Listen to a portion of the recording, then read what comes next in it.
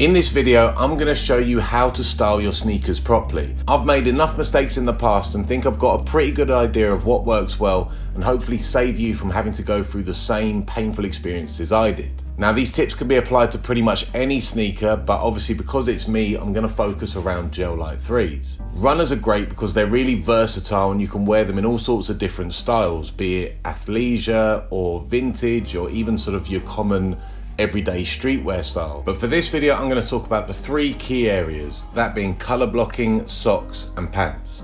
So let's get into it.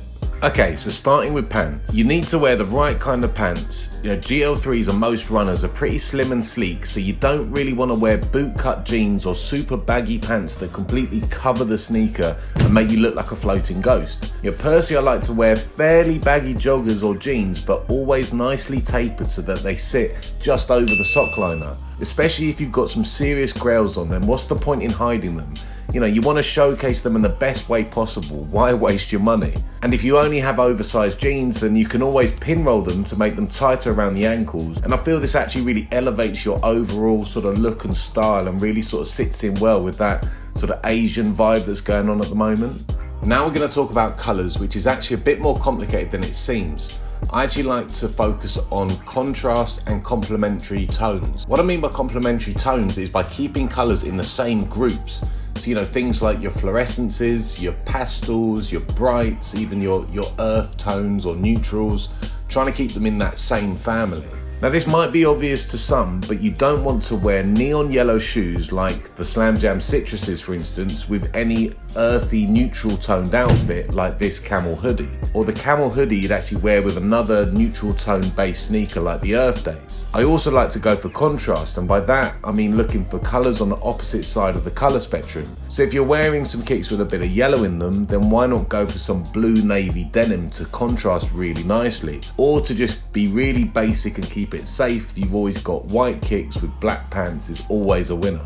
But if you want to keep things really uniform and aesthetically pleasing, I like to keep to the 80-20 rule. This means whatever colour on the shoe is sort of 20% or less, then try to make that colour sort of 80% of the rest of your outfit. And then that way it really feels in sync and there's a nice balance of contrast and colour. Like looking at these OG Gel Lyte 3s, I'd say there's about 20% forest green, so pairing them with the same coloured top should work well. So socks, and this is something that can be easily overlooked, but it's actually really important to have the right pair of socks on. Now this might just be personal to me, but I flipping hate no-show socks.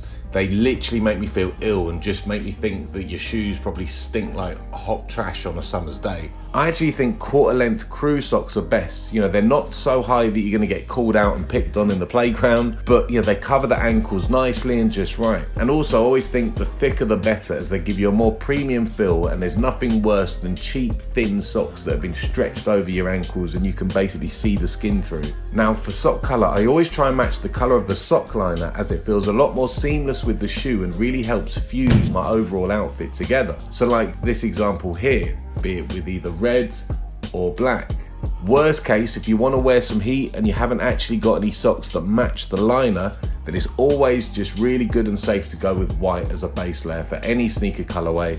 It keeps it simple and lets the shoe really talk and stand out for itself. I hope you found that video sort of helpful and informative. If you did, then please hit that subscribe button. If you want to see more, then check out this video here, and I'll see you in the comments. Bruh!